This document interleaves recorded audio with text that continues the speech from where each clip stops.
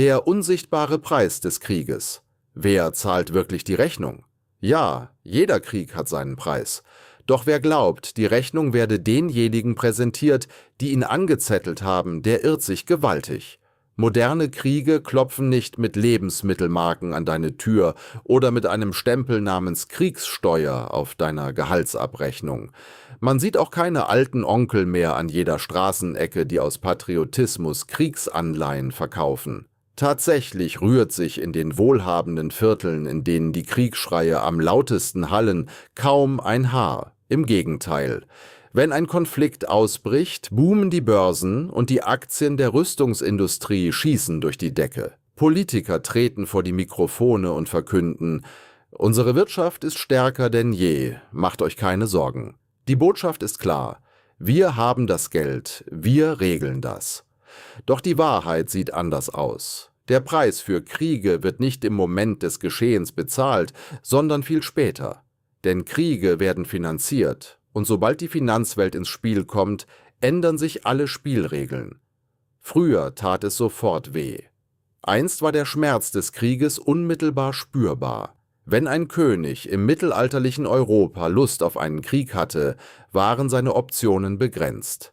Entweder er erhöhte die Steuern drastisch, beschlagnahmte Ländereien oder verringerte den Silbergehalt der Münzen und belog das Volk mit den Worten: Das ist immer noch dasselbe Geld. Aber egal, was er tat, der Preis traf die Menschen sofort und hart.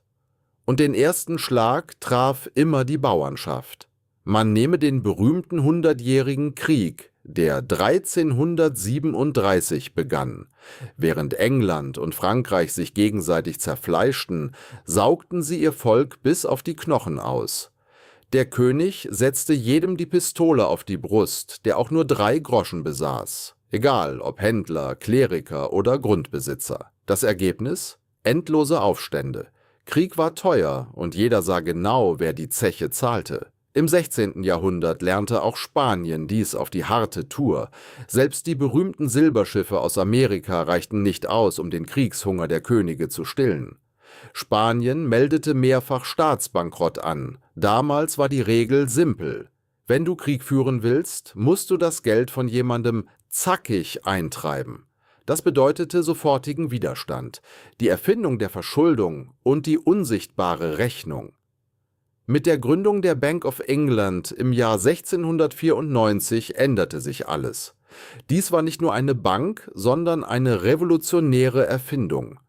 Anstatt das Geld gewaltsam vom Volk einzutreiben, begannen Regierungen, sich Geld von den Reichen zu leihen und künftige Steuereinnahmen als Sicherheit zu hinterlegen. So wurde die moderne Staatsverschuldung geboren. Regierungen mussten dem Volk nicht mehr direkt zusetzen, sie verkauften stattdessen Anleihen. Am Ende der Napoleonischen Kriege überstieg die britische Verschuldung 200% des BIP. Doch niemand geriet in Panik. Warum? Weil Krieg plötzlich finanzierbar geworden war. Die Kosten wurden über Jahrzehnte gestreckt, die Last schien leichter zu werden. Doch in Wahrheit wurde die Last nur in die Zeit verschoben, sie verschwand nicht. Inflation. Die Steuer ohne Gesetz. Im Ersten Weltkrieg erreichte dieses Modell seinen Höhepunkt. Regierungen druckten Anleihen, und als das nicht mehr reichte, verließen sie den Goldstandard und druckten ungedecktes Geld. Das Ergebnis? Inflation. In Deutschland lösten sich 1923 die Ersparnisse der gesamten Mittelschicht über Nacht in Luft auf. Verstehen Sie eines: Inflation ist kein zufälliger Nebeneffekt des Krieges. Inflation ist eine Methode. Wenn Regierungen Steuern nicht erhöhen können oder keine Kredite mehr finden, drucken sie Geld. Das stiehlt heimlich den Wert des Geldes in ihrer Tasche. Es kommt keine Rechnung, niemand klopft an ihre Tür, aber ihre Kaufkraft schmilzt dahin. Das ist die tückischste Art, einen Krieg zu bezahlen. Nach dem Zweiten Weltkrieg wandten die USA und ihre Verbündeten eine noch raffiniertere Methode an, die finanzielle Repression. Sie hielten die Zinsen niedrig und ließen die Inflation darüber liegen. Wenn die Inflation bei 4% liegt, der Staat ihnen aber nur 2% Zinsen gibt, lässt der Staat sie seine Schulden aus ihrer Tasche bezahlen. Das ist eine mathematische Tatsache. Warum zahlen immer die da unten? Schauen Sie sich dieses Muster genau an.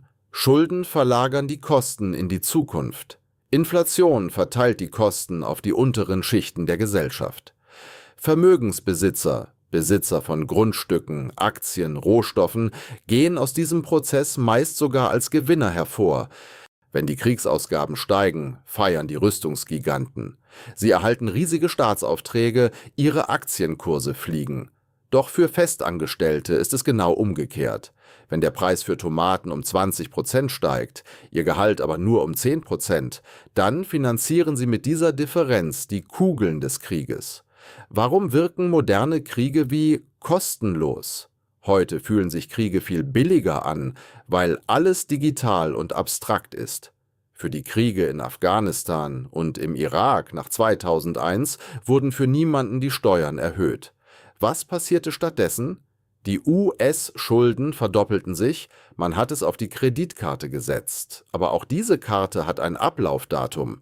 Wenn Sie heute in den Supermarkt gehen und es wehtut, wenn die Mieten unbezahlbar werden, dann ist das nicht nur eine Frage der Pandemie oder der Lieferketten. Es ist die Rechnung für jahrzehntelange geopolitische Ambitionen und gigantische Schuldenberge, die Ihnen nun präsentiert wird. Kriege sind laut, aber ihre Finanzierung arbeitet sehr leise. Fazit: Öffnen Sie die Augen. Diejenigen, die Kriege anzetteln, bauen das System niemals so auf, dass sie die Rechnung selbst bezahlen. Die Rechnung wird immer denjenigen gestellt, die das Geld halten, den Sparern und den Lohnempfängern. Wenn Sie finanzielle Freiheit wollen, müssen Sie diese Arithmetik verstehen. Sie müssen begreifen, wie Haushaltsdefizite, gedrucktes Geld und angehäufte Schulden ihr Leben formen. Die Geschichte erzählt uns alles. Wir müssen nur wissen, wo wir hinschauen müssen. Die Geschichte wiederholt sich, weil sich die menschliche Psychologie und Machtinteressen nie ändern. Wenn dir dieser Blickwinkel gefallen hat, dann bleib dran. In den staubigen Seiten der Vergangenheit liegen noch viel mehr Antworten. Das war's für heute bei Die Vergangenheit. Vergiss nicht zu abonnieren und die Glocke zu aktivieren. Wir sehen uns morgen.